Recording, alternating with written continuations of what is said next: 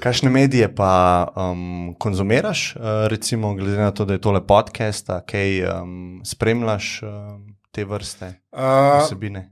Moram reči, da to je zanimivo, ne? Veš, te podcaste oziroma zvočne knjige njega dni, to so Američani blazno trošili, ki se dolgo vozijo v službo, ne? Veš, in poje celo uro in je poslušal. Ne? In pri nas najprej ni prijel, poje se pa s tem športno euforijo, ne? Ljudje tečejo in poslušajo. In nekaj ljudi mi reče, da posluša. In to tako na 1,5 hitrost dane. Kar pomeni, da moram jaz govoriti nižji, da bo lih normalen. Pa počas. Počas, da bo lih normalen. Zdaj pa, jaz sem pa pred leti, ne toliko dolgo nazaj, sem enkrat šel sedeti v neko budistično zavetišče za 10 dni. Poklekneš v temno sobo in pa ti oni rečejo, čez 10 dni bomo pa pozvonili zvončkam, takrat pa lahko greš. A je to ta dark yoga? Ne, sploh nisi, ne. To je pač meditacija. Ampak 10 dni si v temi sam? Ne, tam so drugi ljudje, ampak v biti res nimaš kontakta. No, anyway. Ampak po teh 10 dneh se je pa zgodilo nekaj zanimivega. Blazno sem se začel ceniti tišino. Prej sem jaz skozi neko muziko poslušal, zdaj pa absolutno ne. In tudi kadar športam, čelo pri boksu je težko kaj poslušati, razen če te zvonjenje v ušesih pa v glavi. Tudi moraš slišati, mogoče je tudi to del športa, da slišiš. Kaj pa jaz vem, jaz mislim, da je celo fajn pri borilnih športih, da slabo vidiš, ko se manj prestrašiš na sprotnik. Res je. A to mislim, to meditacijo, a si bil v Italiji? V Italiji sem bil, poznam. Zdaj je to prišlo tudi v Slovenijo, mislim, da imajo nekaj. Lani so prvič imeli v Sloveniji, ampak so zabukirali termin takoj, ne? Midva z očetom so šla pa v Makedonijo. V Makedonijo ste šla, kaj je boljša hrana, ne? Ne, edino tam je bilo frej, pa moj oče ne zna angleško. In Slovenija ali pa pač Makedonija, ki je srbo-hrvaško bilo tudi, je edina opcija bila, ne? Italija ni bila opcija za njega, ne? Tako da sva se pol pelala z avtom tja, tam 10 dni odgurala tisto tlako, ne? Dobar je, A to si bil prvič? Jaz sem takoj 10 dni. Vse je šel, ko brez sirotine, 10 dni, da je. A prej pa kaj nič? Ne, v biti ne, Kot kot moj oče, ne? In jaz mislim, da je on manj trpel, kaj jaz imam pa prakso meditacije, ne? Ampak sem tako not v to šel, končno bom imel 10 dni miru, da bom lahko meditiral, ko me noben ne moti, ne? Ampak, ko začne ta motor delati, ne? Pa ni slabo, veš. Ker jaz sem pa seveda, pa malo govoril po 10 dneh z unimi, za kva hodim, zelo zanimivo, veš, tam je en irski poslovnež, recimo, ki hodi za to, 2krat na let prije po 10 dni, zato da ga na poslovnih pogovorih ne more ben nategniti, rekel. In pa sem šel malo se zakopal v research in je res, ne, že redna meditacija, oni redno meditirajo, 2krat več mikrogibov na obrazu razpoznajo, ne, veš, kar je super pri pogajanjih ali pa pri pokru, recimo. Izbral sem pa Vipassano, zato ker sem tudi prej, to sem pa prej čekiral malo raziskave, veš, unika v svečo gledajo in ubije kreativnost, veš. A res? Zelo zanimivo, ne. To je neka tehnika, ki gledaš v svečo, ne? In pač, vse veš, ljudje smo narejeni, pozornost je blazno nenaravno stanje, ker res žre en kup energije, ne. In pa se razpršimo čist, kadar imamo le priložnost, ne. Zdaj se veš, pri Vipassani greš pač po telesu, ne. Tam pa pač gledaš v svečo, to je ena neka varianta tega. Zanimivo. Sej, najprej hvala ti, ker si vzel čas.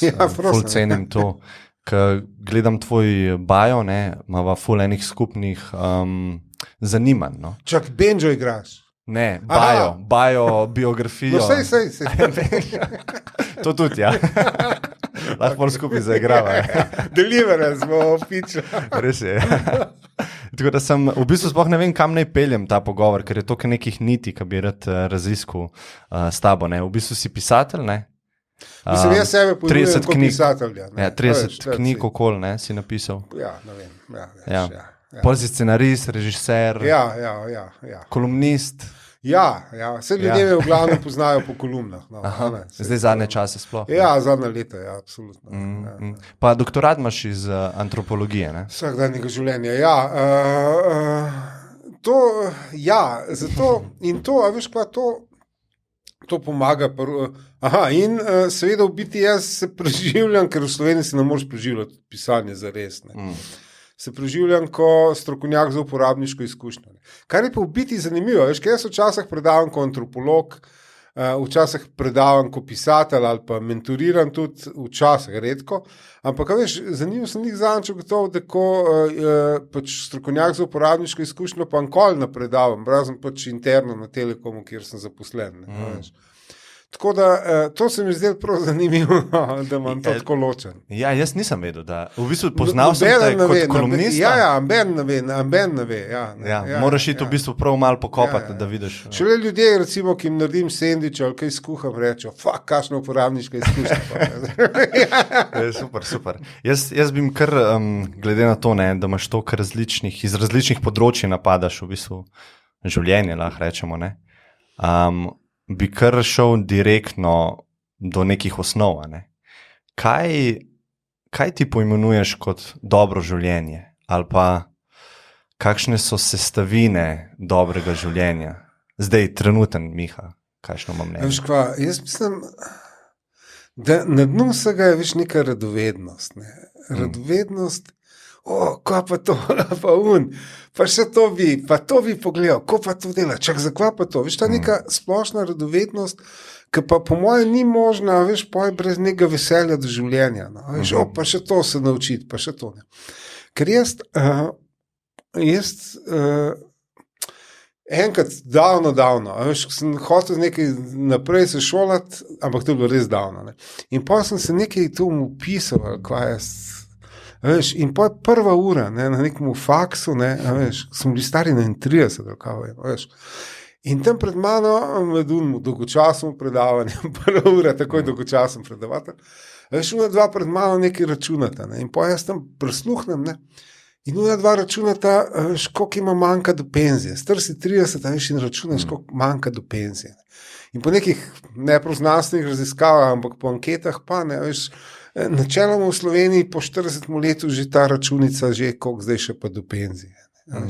No, te računice jaz v biti nimam. No, in jaz mislim, da, veš, da na neke, delno je to, ne. Delno je pa to, da, veš, da pač je to neko potovanje, ker jaz sem začel sem seveda kot pisatelj, ampak ko sem hitro gotovo do tega ne morem preživeti, sploh pa veš, hčerko, pa tako, veš, da ne more familija preživeti. In pa sem pač, ko sem študiral računalništvo, ko sem ga popisal zato, da sem imel status, ko smo špilali z bendom okoli hudiča, da pa mogoče ne bilo slabo, da pa jaz to, veš, se kaj naučil in pa sem začel kot programer, ne. A veš, ampak na neki točki sem pa ugotovil, da vsega računalništva me zmeraj manj zanimajo mašine, zmeraj bolj me zanima pa, edino, kar me še zanima od vsega tega tehnologije, je točno ta stik med človekom pa tehnologijo. No, to me zanima. In a veš, vse to je bilo, to potovanje do človeka, do sebe, je bilo vse znak tega, ne, veš, in pa antropologija, pisateljevanje itak, ne, ukvarjanje s človekom. Jaz nisem tehnofrik, nek science fiction, ta raketa strela na uno raketo, pa, ali, ne zanima me. No, mislim, vse je v redu, če ki mu je v redu, ampak mene to ne zanima. No. Tako da v bistvu ta fascinacija nad vsemi temi skrivnostmi okoli nas in nad to radovednostjo, a veš, to po moje, zdaj tole bo zvenelo malo New Age, ampak ali pa niti ne, veš, jaz sem bil, že v srednji šoli sem bral brazno veliko antropoloških knjig, ne, veš. In tam nekje nekaj, kar je pa ratal, nek tak New Age fake, bolj ko ne, ampak, a veš, neko uno pleme, a veš, ima nek ritual, ko vsazga, ki se rodi, pridejo vsi člani plemena in mu zaželijo isto željo, tako kot dober dan, a veš, v smislu je ritualna želja, bla, bla, bla. Ampak mu zaželijo vsakmu otroku, da bi ga smrt našla živega. A veš. Ampak če ti pri 30 že računaš, da je v penzija, pojte smrt našla živega, ki že umrl tam pri 30. A veš, v tem je stvar. V bistvu skozi nekaj čakaš, ne? V bistvu skozi je neka, zamotiš se, ne? Sej, zanimivo, da sva začela z Vipassano, ne? Ker tam se učiš ravno obratno od tega, da je to, kar je... Se učiš, ja, je to. Ne? To je to, nikoli ne bo boljše, ne? Recimo, se prepričaš. Ampak vse, veš, kak je, ne vem, če je to, nauk Vipassano, nikoli nauč boljš. Veš, je stvar, meditacija zanimivo, paradoksalna je v tem, da edin dejansko, kar imamo je sedanji trenutek. Ampak to je točno to, v čemer ne moramo nikoli biti. Ne? A veš, ali nekaj razpredamo za nazaj, a veš, ali nekaj planiramo za naprej. Ne? In sedanji trenutek je absolutno neulovljiv, ne? Kar se pa seveda... Ampak a je neulovljiv, ne? Klej bi se navezal na malo na ustvarjanje, ne? Pa to stanje flova, ker se mi zdi, da je malo podobno nekim stanjem neke globoke meditacije, ne, ker zgubiš občutek za sebe oziroma ta ego se malo gasne. Ne. In mislim, jaz ga tako poimenujem, da je to sedanji trenutek. Ne. Takrat, ko ni misli o prihodnosti, o preteklosti, pa ni misli o meni, kje sem jaz zdaj, pa kdo sem jaz. Ne. V bistvu se samo izvaja nekaj. Okay, na nek način imaš prav, ne, ta flow oziroma zanos, kar pri nas prevajajo, ne, to. Ja, veš kaj, flow, fajn je to, da te nekaj toliko prevzame, da dejansko pozabiš vse, a ne? Ampak odpre pa neko drugo vprašanje, ne? Veš, vprašanje realnosti, ne? Veš, flow ne sme nikoli postati v bistvu beg pred realnostjo, veš, in je zmeraj iskanje ravnotežja, a ne? Veš, sej, spoznam ljudi, ki so za 10 let šli, ne vem, v neko votlino, pa je tam meditiral. Ne? Veš, v redu, ne? Ampak, in tudi, veš, kreativnost je zelo zanimiv, no? Ker zelo veliko pisateljev je živelo zelo slabo življenja. Ne? Zato, ker so pobegnili v ustvarjalnost, v ta flow, ne? Niso pa reševali svojih življenj, v smislu, da bi jih zboljšali svoja stanja. Ne? In... Pa alkohol ali pa kakšne... Ja, ali pa to so neke te... Veš kaj, se mene doskrat začetniki, veš, tako upajoče vprašajo, pisateljski začetniki upajoče vprašajo, a ne, sej alkohol pomaga pri kreativnosti. Problem je, da veš kaj, delno ja, v smislu, da spusti neke zavore, sprosti, a ne. Čeprav, kar sem jaz seveda naredil enkrat, ne, blazno debato smo imeli, ampak sem jo pa posnel. Ne. In drug dan sem videl, smo čvakali gluposti, sam sebi smo se zdeli pa pametni. Ste bili opiti. Ja. Ampak to davno, še v študentskih časih. Ampak, a veš, tle pa spet, veš, je frka, ne malo popusti, Hemingway ima ritual, da on vstaja ob 4 zjutraj, popil en viski in začel pisati, ne. Kar je v biti super, ne. Malo mu popustijo razumske zavore in on krene, ne, super. Ampak problem je v tem, da se telo navada, ne, kar pomeni, da čez nekaj časa je mogel popiti 2 viskija, pa se telo navadi, poj 3 viskija, ne, in zadnjih 10 let je samo še pil, pa nič pisal in trpul kapes, ne, in pa je naredil samomor, ne, to je problem, ne. Ja. Kaj pa ti pomeni v bistvu ustvarjanje, ne, ker ti veliko ustvarjaš, mislim, 30 knjig napisati, to je več dela, več ustvarjalnega dela, kakor par življenj navadnih, recimo nekega poprečnega človeka. Ne? To mislim, da ni kontroverzno. Ne? Zakaj ustvarjaš? Ne? Kaj ti v bistvu to daje? Jaz sem to, kar preučeval te avtorske procese, mislim, ustvarjalne procese, pa tako ne. Glaven faktor, ki naredi v bistvu pisatelja, ljudje najprej rekli trpljenje. Ampak to rečejo, veš, v krščanskih deželah, kar mi smo po tradiciji, ne, da je treba trpeti za vse, ne. Pa v resnici ni treba, ne. Ampak ne, to ostane med nama. Ker recimo, veš, v kalvinističnih deželah je pa delo, ne, se veš, 10.000 ur treninga in vi boste nekaj ratali. To je tipična ta kalvinistična fora, ne. Obe sta lažni, ne. Jaz lahko zdaj 10.000 ur treniram klavir, pa bom za en klinc glasbenik, ne, ker nimam talenta. Ne.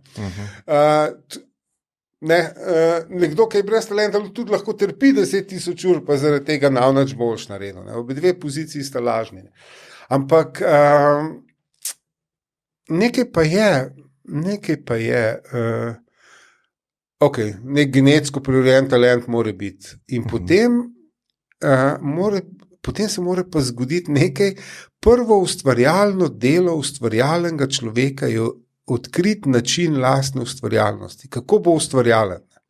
In en važen faktor je dolg čas. Dolg čas. Mene so zelo puščali samega, čim ko otroka. Ne? In dolg čas je silno neprijetna izkušnja, ampak potem se pa naučiš obrniti se navznoter. Ne? In ti dolg čas ti omogoči imeti lastno duševno življenje. Spoznam en kup ljudi, ki umrejo od groze za trenutek, in po mojem se to širi, ker danes imamo telefone in skozi si lahko zunaj. In zato se enkoli ne naučiš preklopiti na noter in v lastnih možganih se spomniti, zgodbo, zanimivo. Oziroma rešiti nek problem. Ne. In jaz moram reči, da sem tem treningam iz leti, šele zadnja leta sem včasih prav tako sem impresioniran nad samo sabo, nad to zmožnostjo, ampak to res, to trening naredi, talent, odkritje, ko se sploh ustvarja in poj trening. Ne. Ker recimo zdaj si jaz lahko prvošem in sem res še enkrat ponavljam impresioniran, kar v Sloveniji ni dobro reči. Na temu, da recimo jaz vidim, letošnja pomlad poletje, tam, je razpis za dramo, tam, razpis za kratek film, tam, razpis to in pa jaz dam v koledar, tako so razpisi. 15. september, drama, 10. september, scenarij ta, 1. september to. In potem začnejo stvari prihajati. Kako? Ideja pride. Kaj se tuširaš? Načeloma A se moraš ti prav usedeti, pa začeti na silo, ker jaz sem opazil, da lahko ljudi razdeliš na dve. Ja. Eni zelo trpijo pri ustvarjanju, tako kot si sam omenil, in zelo gre na silo ven iz njih.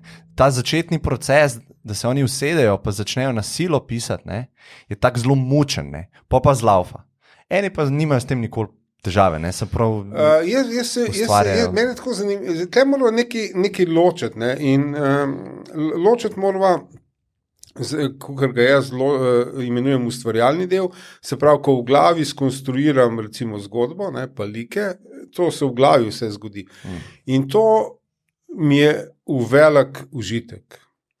Preden pa poje to, ki je skonstruirano, zapišem se pa grem skozi eno obdobje enega mučenja, in poje se pa usedem in napišem. Ampak ne, če govorijo o tem res ustvarjanju, se pravi, konstruiranju neke zgodbe, nekega sveta, nekih ljudi v njem, je pa najboljše stanje tako imenovano, v nevrologiji imenovano hipnagogično stanje. To je stanje, ko se je razum malo odmaknil, je spustil kontrolo. Ne bedi totalno, da namo počeli neumnosti. To je Hemingway pa kozarček Vikskija, ampak ga tle ne priporočam za hipnagogično stanje. Se pravi, razum se malo odmika in ostali deli možganov lahko malo bolj zadihajo, ker so manj pod kontrolo. In to stanje se nam zgodi sem 2-krat na dan. Preden se spimo in ko se zbudimo. In zdaj, če nas budi budilka, če pač hodimo v redno službo, je 50% hipnagogičnih stanj mimo. Ampak zvečer,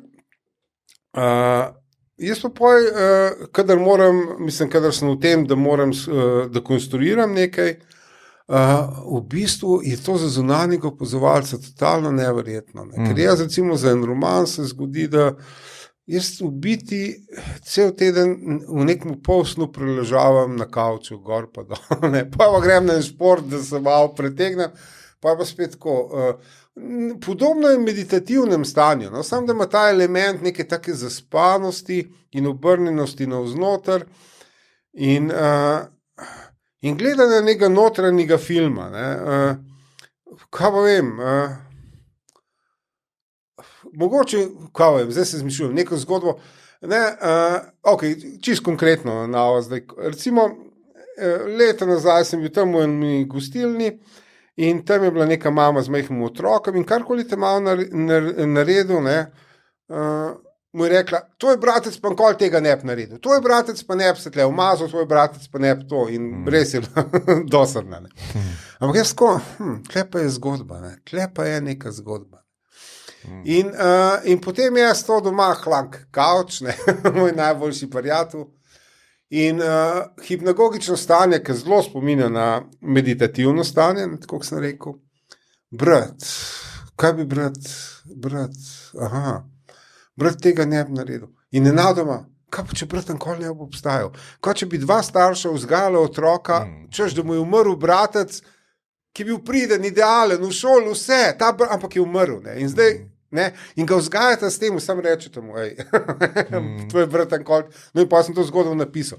In nekako se te stvari se zložijo, ker morajo se pa zložiti za dobro zgodbo, čustveni deli možganov in razumski deli, se pravi, struktura mora tudi biti. Ok, ta je bil nek dolg odgovor. Ne, pa sej, to je super. Iz kje pa misliš, da pridejo take stvari, oziroma tako bom vprašal. Zdaj, ko si opisal to situacijo, lahko zaključva, ali pa jaz bi lahko rekel, da nisi bil ti sam kriv, da se ti je to zgodilo. Ti si nekako ti si postavil neko stanje, ali pa svoje, da si bil dovzeten za te stvari. Ampak to, da je ta mama tam to rekla, da si ti bil tam, da vsi ti dogodki, ki so bili potrebni, da si se ti tam znajdel in to zaznal, nisi jih ti kontroliral. Se pravi, ti si bil samo odprt, da je nekaj padlo. Ja, valjda. Se to nekje Goethe piše, mislim, da v italijanskem dnevniku. Glej, opazuj, bod tle. Zakaj? Zato, ker kako naši možgani konstruirajo realnost. Ljudje resno mislijo, po vidnem živcu pridajo podatki in evo, mi gledamo. Ampak v resnici možgani iz vidnega živca vzamejo samo 20%. 80% je pa to, kar možgani mislijo, da bi tam mogli biti. In zato ne vidimo slepe pege, ker adijo, ne vidimo, po unih floaterjev, ne vidimo en kup stvari. In je meni fascinantno mi je res, ki shodim po cest, pa sem včasih v družbi, pa sem rečem, čakaj, tega ne vidite. Kaj pa vem, enkrat pred leti, to sem zdaj tako prav zapomnil, sem si kot primer, tako avto vstal in bi mogel bočno parkirati, tam na Cigaletovi, tako bočno parkirati, ni problema. In pa vidim, da je fotor nagnal sina 7-8 let, da gre stati pred avto vzadej. Se pravi, da je fotor sina postavil kot filter, ki je parkiral tako, da je butal v sinove noge, da ne bi avto poškodoval. In stotine ljudi hodi mimo in nihče tega ne opazne. Tukaj jaz nadrezam, poglej to. Mislim, kar pomeni, da zdaj nedvomno vsi mimoidoči so vse opazili. Ampak možgani režejo to, da bi nam olajšalo življenje, režejo to, kar se nas kao ne tiče. En poskus, ki so ga naredili, in to celo zanimiv, so vzeli študente teologije, kar je važno, teologije, in so jim dali za nalogo pripraviti predavanje o dobrih delih, o Samaritanu. Ampak potem, ko so pa te študentje šli, namenoma se jih spustili malo kasneje, zamujate, in so oni tekli po hodniku do predavalnice, da bodo imeli predavanje o dobrih delih, so jim potaknili na tla človeka, ki je bil ves krvav in je stokal na pomoč. In 60% študentov teologije tega ni videl. Ker v unem trenutku možgani ne rabijo enega, mi imamo nalogo, da zdaj gremo pa predavati. Fokus imamo tam, tle pa en leži pa jamra in mi ga fizično v nezavednem ga vidimo, ampak pa se to odreže in ne gre v njih 20% za možgane. Jaz sem se mi je jasno, jaz sem treniral opazovanje, ker je moja stara mama videvala angele, pa svetnike, pa duše in skozi so hodili nekaj po stanovanju. Jaz sem gledal in bilo za malo kratkega, ker nič nisem videl. In pa sem mogel trenirati, kaj je tam in kaj zares ni tam. Kako si pa to ugotovil, kaj je zares tam? Ker če ona nekaj zaznava, ki ti ne, pol na podlagi svojega opazovanja zaključiš, kaj je res tam. Ja, ne moreš vedeti, ena je, ne moreš vedeti. Jaz mislim, prvi poskus, ki se ga spomnil, sem ga naredil in sem bil grozno razočaran, da moja stara mama ni vse mogočna je bil. Ker ona je tudi vedela, kje se moja mama giblje, in jaz sem pa začel sprašati, kje pa je zdaj, je tam, kje pa je zdaj. In potem seveda je moja stara mama v biti vodila domov, ne, se pravi, zmeraj bližje je bila, ampak pa ni bilo na vratih. Ne. Pa ne, sej tam, ne, in sem videl, da muti, ne, v principu. A misliš, da je zavedno mutila, ali je ona verjela sebi, to je v bistvu vprašanje? Jaz mislim, da je verjela, no. Mislim, da je verjela, no. Tako da, ampak, a veš, to je zanimivo, ne, kaj pa mogla dokazovati nekaj, ne, kar je pa ne. Ja. Mislim, jaz itak pravim, da dokazati karkoli je nemogoče. Mislim, za 100% govorimo, ne? Če smo čisto filozofsko natančni. Čak o tem, da mi to tle govorimo. Ne? Pa sej... Recimo svojo zavest lahko dokažeš, ne? To jaz vedno pravim. Ne? To je edina stvar. Lahko tudi, da udar so to mizo boli, lahko takoj dokažeš, ne? Mislim, kaj me boli. To je kvalija, pač osebno izkustvo, ampak boli, no. In zato ti pač svetujem, ne točiti z glavo ob mizo. Ja, to je res. In tle so en tak čist bizarn, dva angleška filozofa sta bila in en je zaradi tega umrl, ne. Točno ta debata, ne spomnim se zdaj, točno ta debata in pa je on rekel, valjda boli, in je brcnil kamen in ga je ful zabolel, ampak se je zlomil nogo in dobil neko gangreno in umrl. Ja. Mislim, meni vedno mi pade na pamet ta zgodba tega, sicer med vojno v Vietnamu so teli južno-vietnamski menihi protestirali proti južno-vietnamski vladi, ne? In potem je bil en menih, Thich Quang Duc, mislim, da mu je bilo ime, ki je v bistvu naredil samo užik v znak protesta. Ne? In meni je vedno fascinantna, je tudi ena slika na internetu, ki je dobila... In Rage Against the Machine ima to na platnici albuma. Ja, no, Pulitzerovo nagrado je dobil ta novinar, ne? Fascinantno je, da on meditira medtem, ko gori, ne? Kar pomeni, da njegov folk neverjetno se je natreniral v meditaciji. Ja, mislim, to sem sam hotel povedati, glede bolečine. Glede bolečine, da je... On je cel življenje to treniral, da je lahko zgoril, ne da bi trznil. Ne? Mislim, Zdaj midva ne veva, a je on trpel. Verjetno je čutil bolečino, ne? Sam bolečina pa trpljenje se lahko tudi ločita, ne? Strinjam se, ja, seveda, ne. Sam to, kot če se zabijem z glavo v mizo, ne? Ja, bolečino čutim, ni pa nujno mogoče, da trpim, ne? Ni čisto. Mislim, jaz bi trpil. Kaj sem želel te vprašati prele, ko smo govorili o alkoholu, pa zelo mi je bilo zanimivo, ko si govoril o temu razumskem modelu, a pa lahko rečeva egu, da se malo more odmakniti na stran, da take stvari lahko zaznavaš. Ne? A si imel kakšne izkušnje z psihedeliki ali pa... Mislim, ker ogromno umetnikov, ne. Tudi, veš pa, mislim, krona vseh in ga vsi citirajo Thomas de Quincey, ki je napisal te Opium Eater, English Opium Eater, ne. Ampak veš, na dnu vsega, ne, po 4 letih zadetosti neprestane je to opisal kot izgubljena leta svojega življenja, ne, veš. Tako da jaz...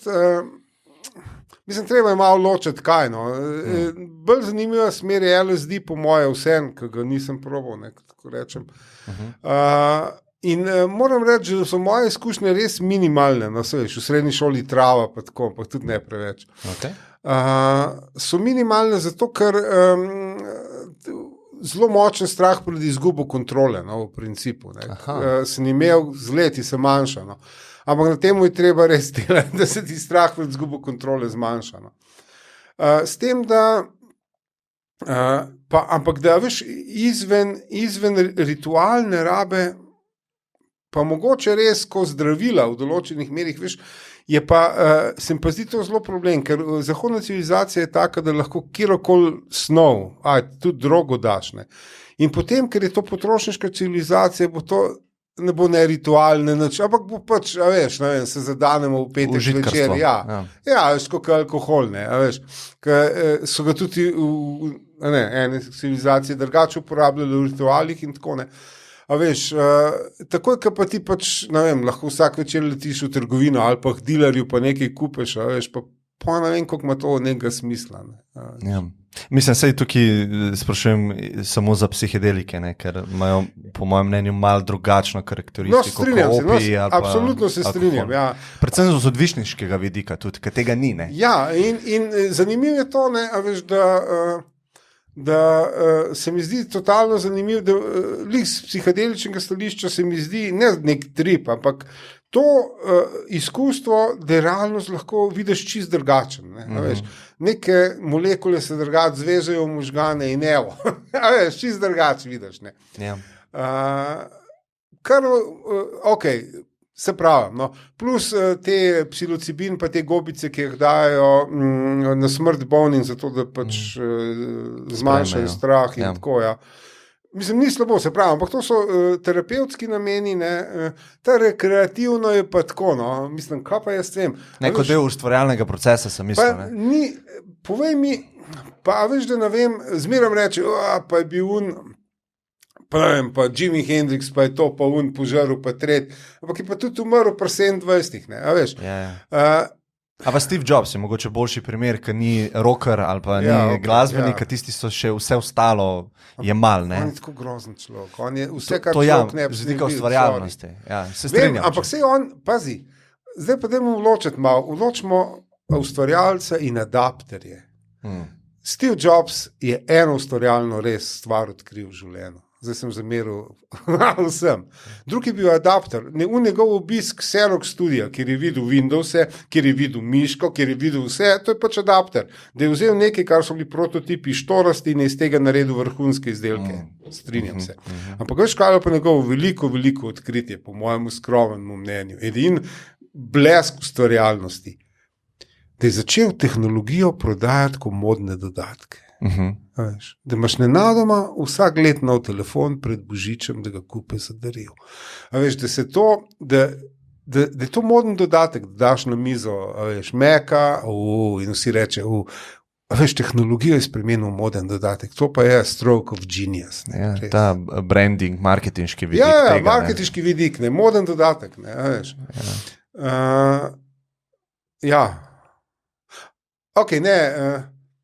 Mogoče se poveš, nekaj tudi zanimivo.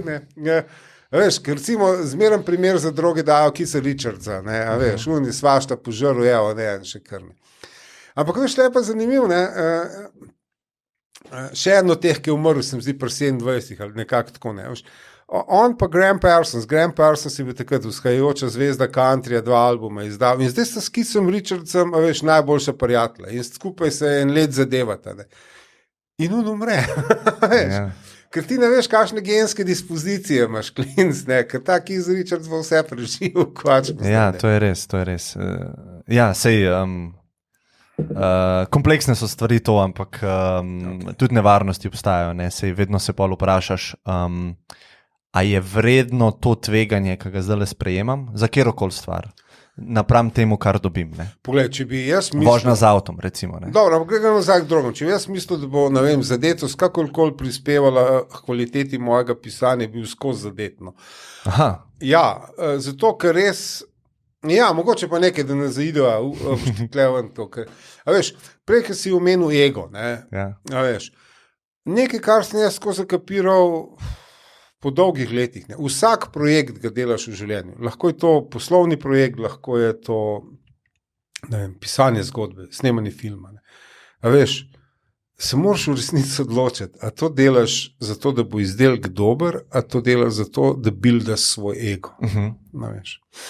Ker če greš v firmo, odpreš startup in greš v firmo zato, da boš buildal svoj ego, pa boš najel najslabše možne sodelavce, zato da boš vsak dan dokazoval, da so budale, kreteni, da si ti genij. In firma bo propadla. Če greš pa zato, da delaš najboljši možen izdelek, boš pa izbral najboljše sodelavce. Zato se učiš vsak dan zraven ob njih. In tle moram reči, ta film, ki sem režiral celo večer, ni izbrisana in je za zdaj še na HBO-ju, ga lahko pogledate. Reklama. Bom dal link.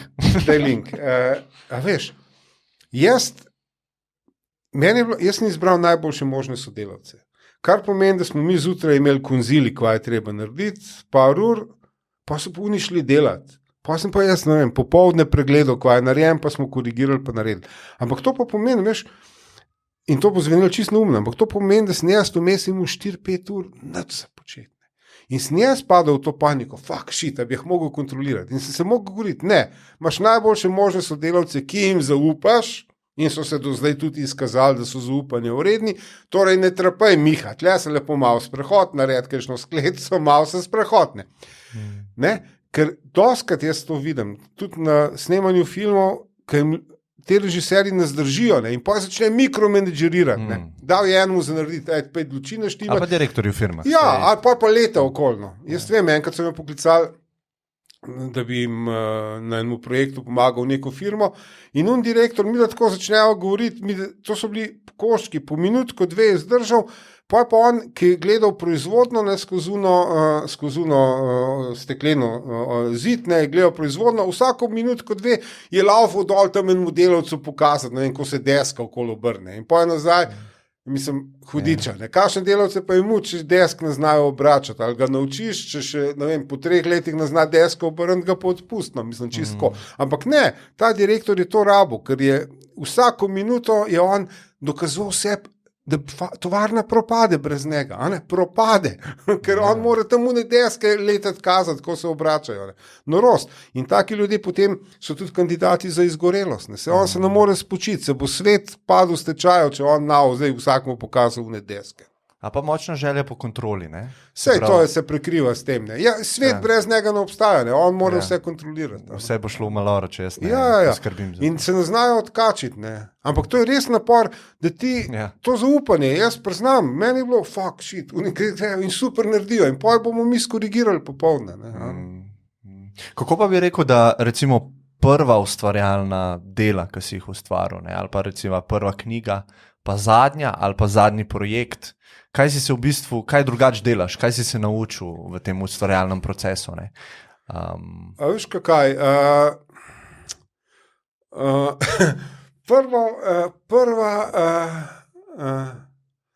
smešno je to, ne, veš, če kaj mi najbolj zelo padlo na pamet je to, ne, da pri prvi knjigi, jaz nisem od tega problema, da bi čim več not natlačil, ampak da bi ven metal, ker nisem zaupal svojemu ustvarjalnemu procesu in sem rekel, fuck, shit, to bom zdaj napisal, da bom pošparal kakšno idejo še za naslednjič.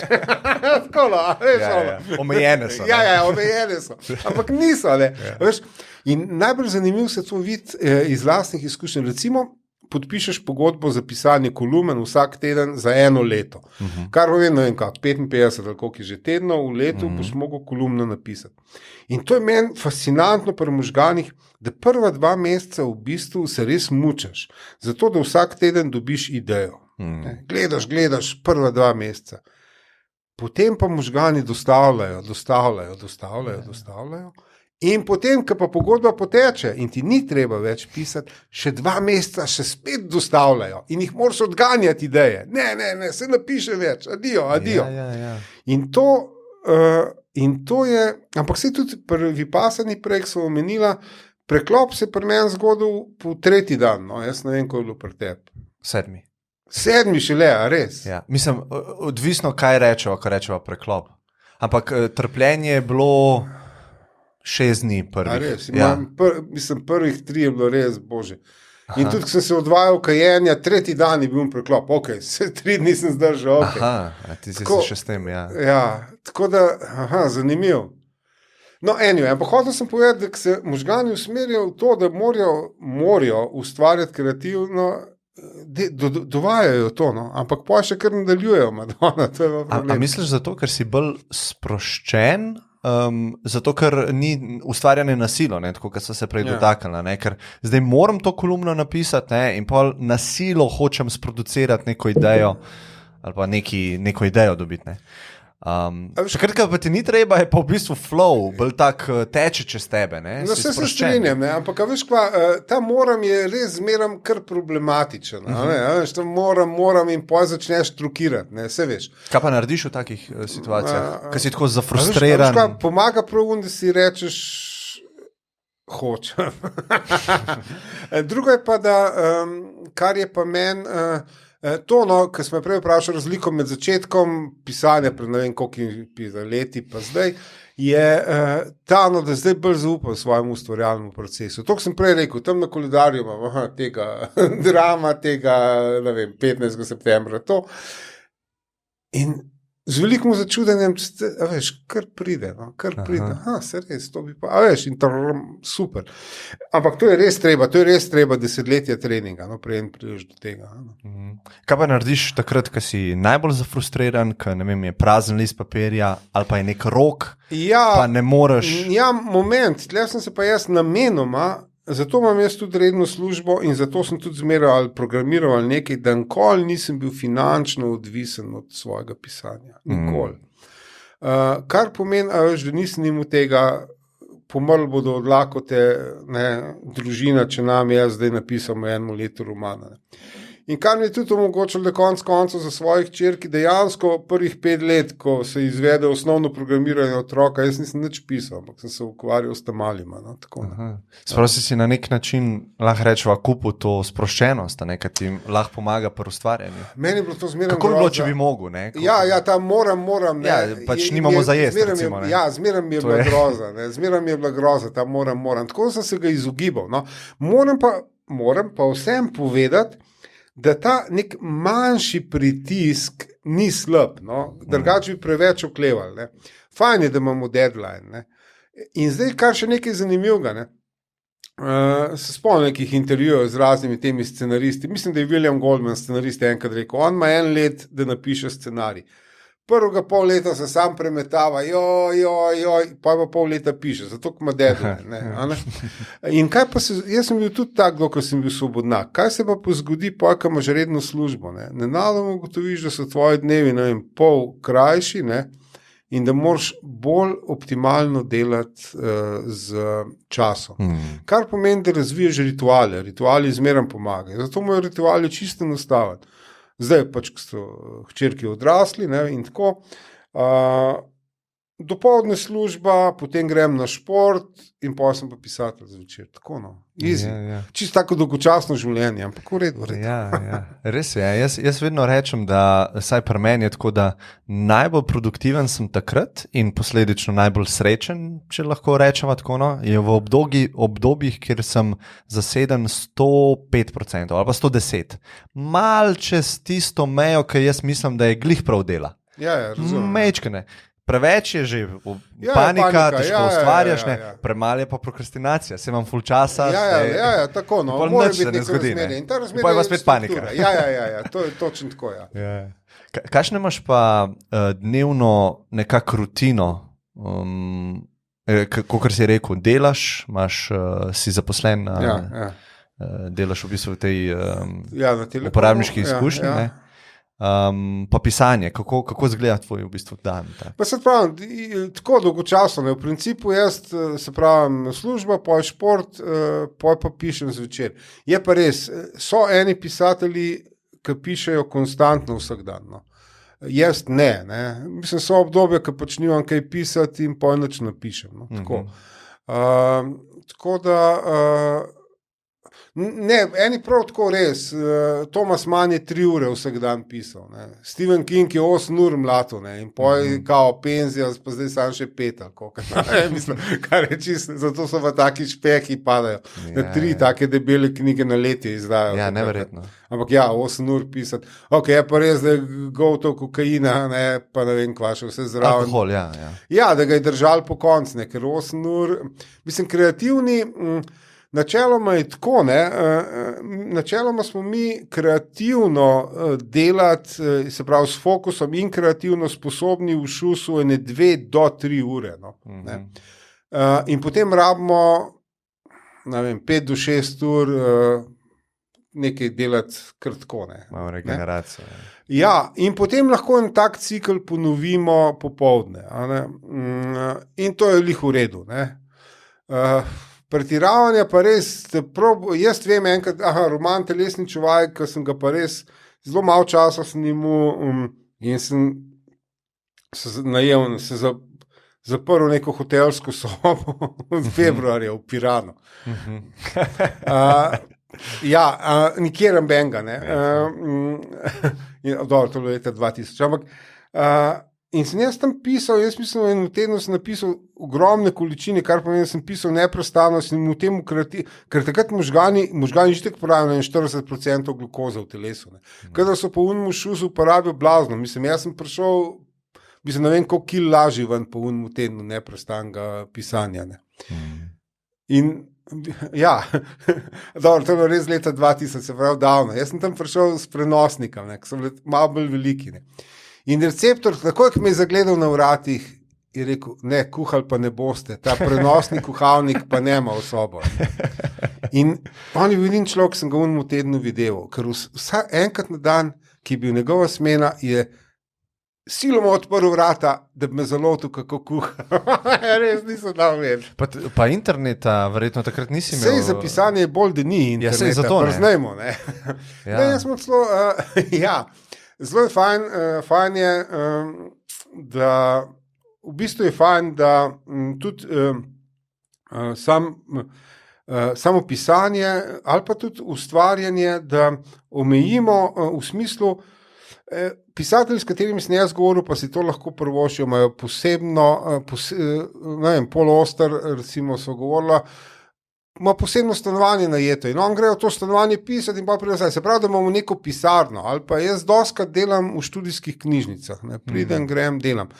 In to je zato, ker nam prostor vzbudi občutek, če se mi nadresiramo samega sebe, ta miza je samo za ustvarjanje, ali pa ta kavč je samo za ustvarjanje. Pa imamo dva kavča, enega za razrad, enega za ustvarjanje. Ne heca se, ampak v bistvu, ali pa, če smo zelo na tesnem stanovanju, pa imamo nek objekt ali pa, ne vem, nek prt damo gor in ta prt je samo za ustvarjanje. In to je kot Pavlov refleks za možgane. Dejansko, nahecam se, to je tako dober, ko pogruntaš, ne. In ali pa nek objekt, Schiller je imel gnila jabolka zraven sebe, ki je pisal. Ne? Lepo, gnila jabolka gor in zdaj on piše. Posprav gnila jabolka ne piše več. Ne? In je to pomaga dejansko. Ne? Tako da to je res, človek pa je take trike drobne razvija. No? Ja, jaz to lahko za sebe rečem tudi, da jaz nisem mogel doma delati. Nikakor. No, recimo, Ko sem si pa tole sobo naredil, je ki je samo za delo. Samo za to. In če tam ješ, pa se družiš, pa delaš, se ti zmeša nekako. Vse se ti zmeša. No. In zato je dejansko, mislim, odvisno seveda od finančne situacije, super je imeti lastno sobo za delati, ne? Ampak drugače pa vse neka misca, no? Pa nek prt gor, ker raztegnemo zložljivo misco sam takrat. Ja. Ko se proces začne, je tole. Ne? Oziroma, ne šlo kontra, kar je bolj, zdaj hočem začeti proces in grem tja in raztegnem to misco ali pa grem v študijsko knjižnico in se tam usedem in čao.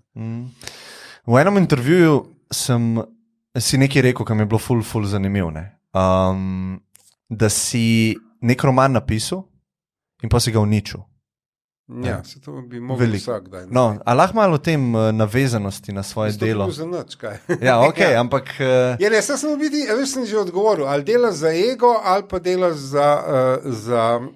za dober izdelek. Zdaj tako, poglej, mislim, valjda, če jaz pomislim prvo zgodbo, ki sem jaz zares objavil, je bila takrat revija, ne vem, literatura, problemi, kako se imenovali, in je bil Branko Gradišnik, recimo, je bil urednik. Ne. In on, me pokliče in reče, da bi objavili in da se dobiva in potem predlaga neke popravke in jaz sem bil star 18, ne, in valjda znorim in se blazno kregam. Ego trpi, ne, zdaj bom pa jaz nekaj popravil. In je žalostno je povedati človeka, ki je pa star 40 ali pa 50 in še isto, ne, ko ti mu rečeš, čekaj, tle pa pisa napaka, ne. In to je eno... Posebno je zelo, ne? Ja. Kritiziraš moje delo, si mene kritiziram. Ne nočem mu jaz ledvice šrambam ali mu delo kritiziram, ne. To so stvari ega, ne. In to je en največjih problemov, ki jih strokovnjaki za uporabniško izkušnjo imamo, ne. Ker mi moramo človeku reči, to pa ne deluje dobro na uporabnike, ne,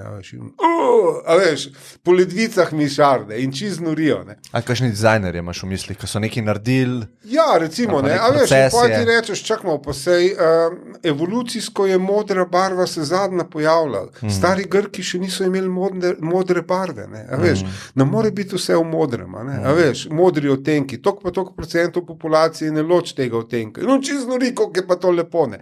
Ampak ne, Ja, klej je usklajenost cilji, ne, da imamo isti cilj vsi, ne. Ja, ampak zmeram priješ na to ego ali pa izdelk, ne. Res je. Zmeram priješ na to. Kjeri pisatelji ali pa ustvarjalci so imeli nekako največji vpliv na te? No?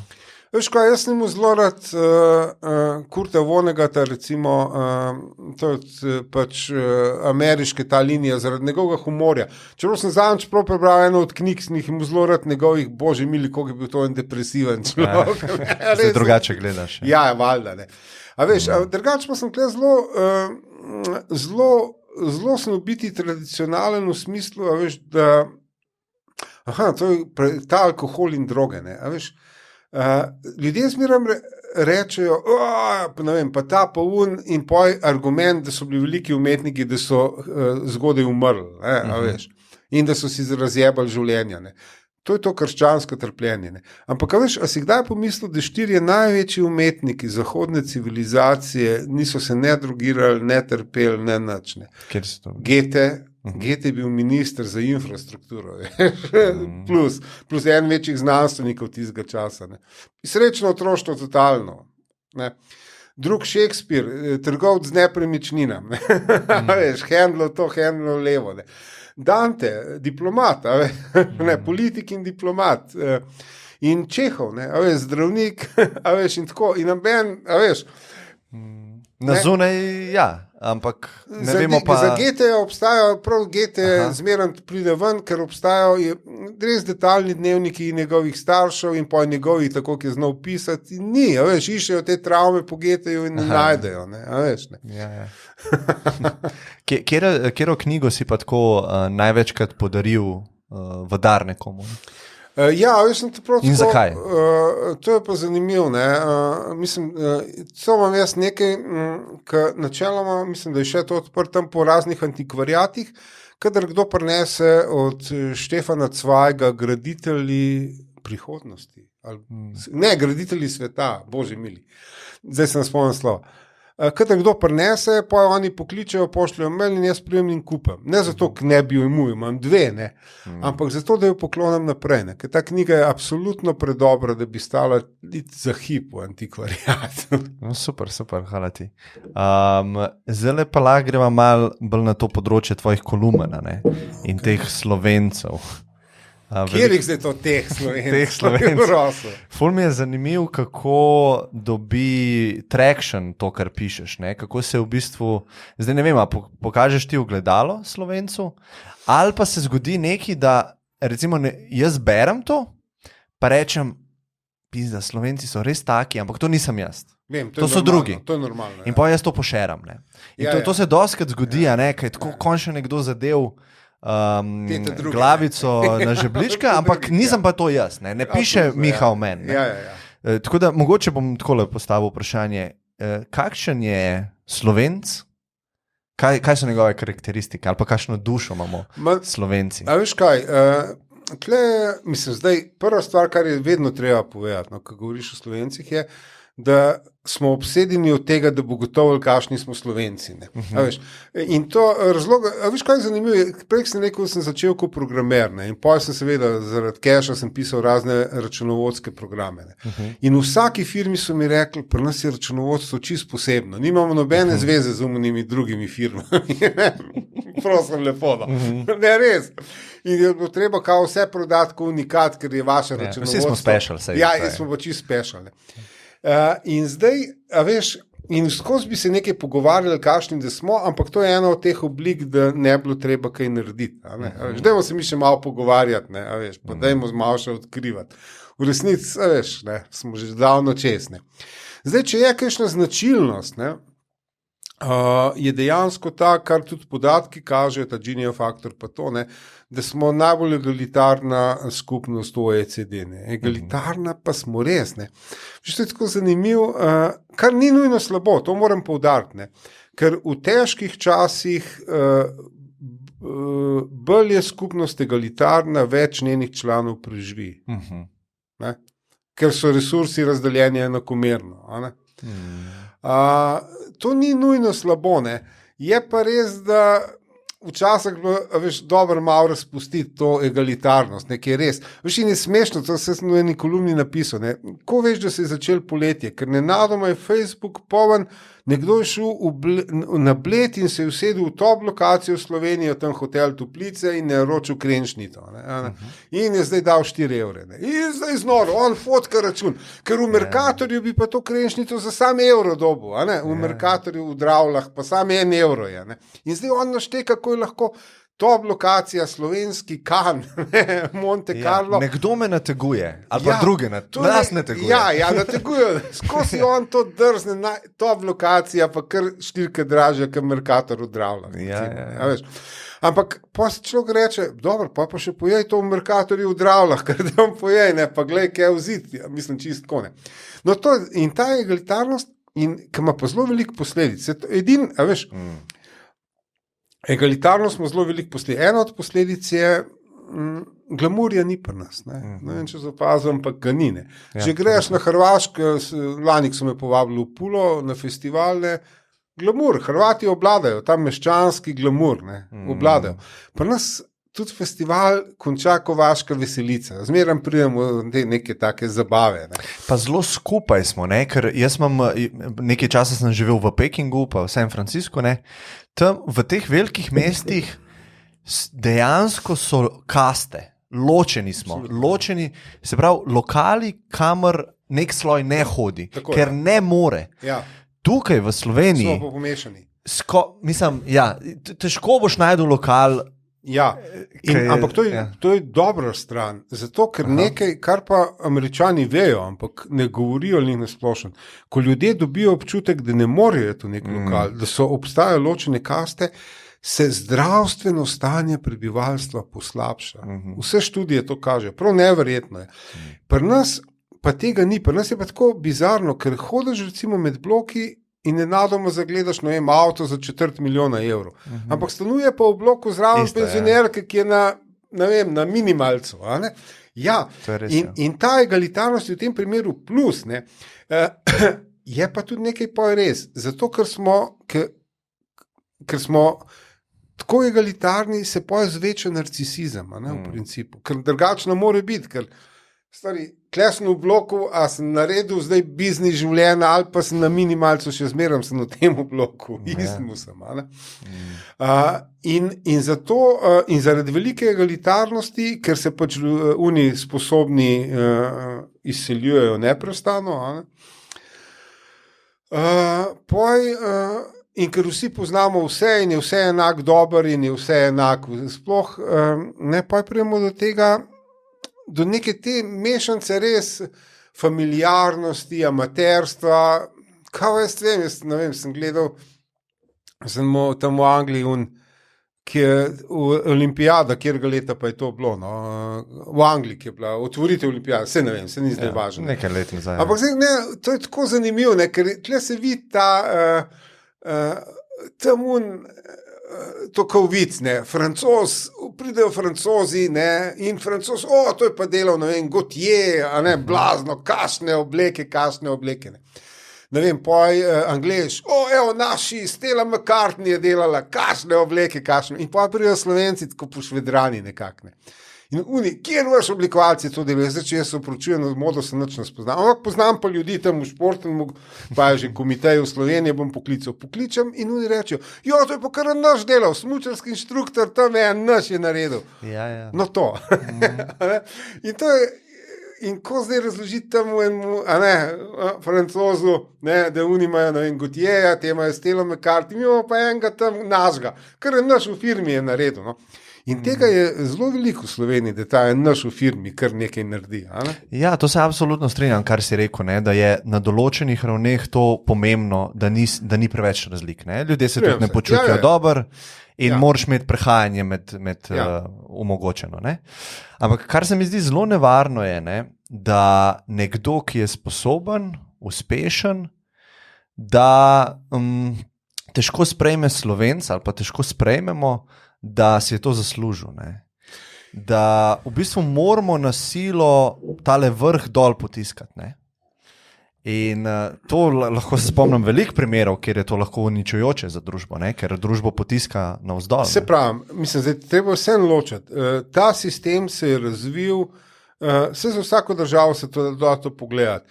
Pogledamo zadnjih par stoletij, koliko so bili, a je bila lakota, a je bilo to, ne? In te deli Slovenija v Avstro-Ogrski je bila ena najbolj revnih krajev, lokacij. Ne.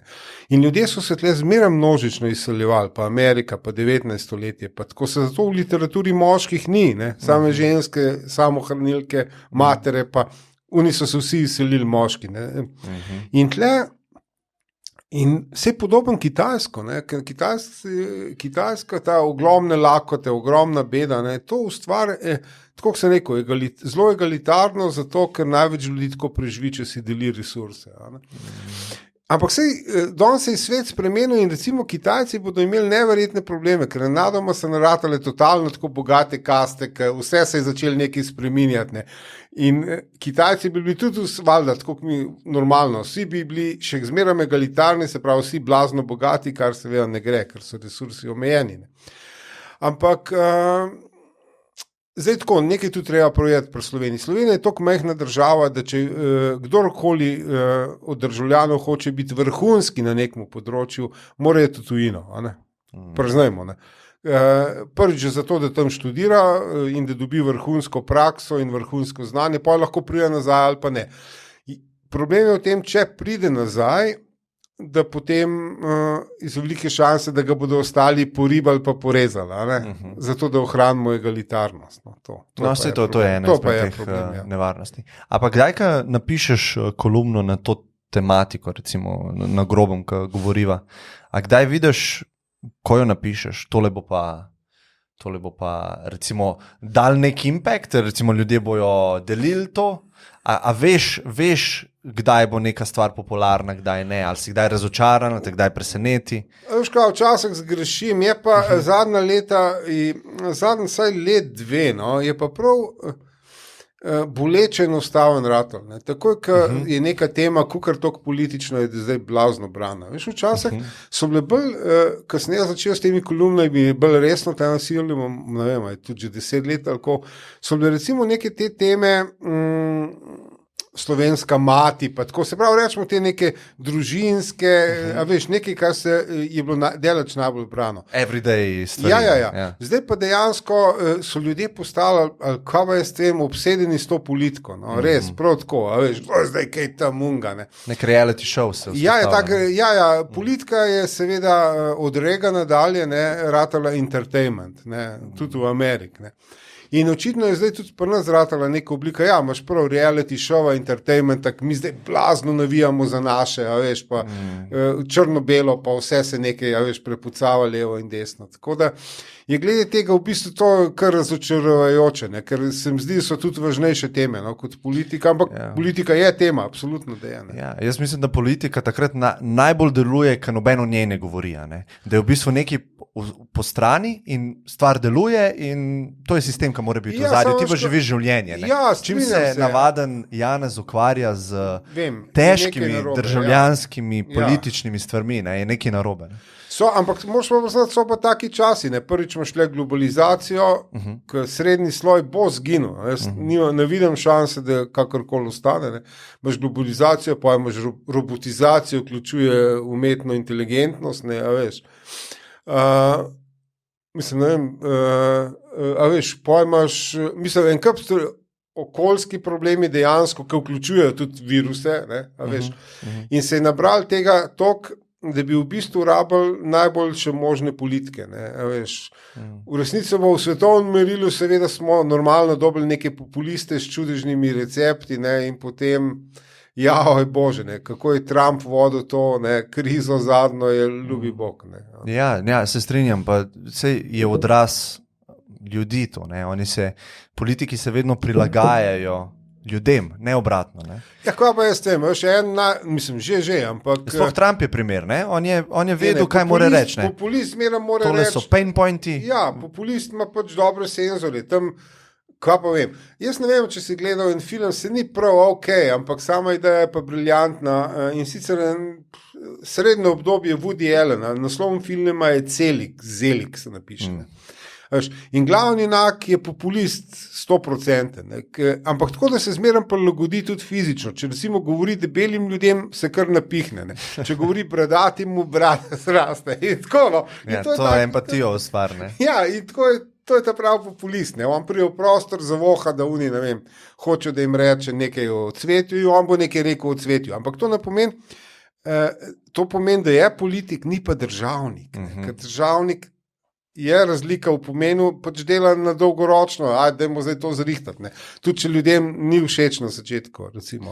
Ja, sem te motivacije ni, jaz mislim, pri politikih, ne, da bi... Pri vseh, vse je ratal tako, zdaj tako, ne, ratal je instantno, ne, ampak zakaj?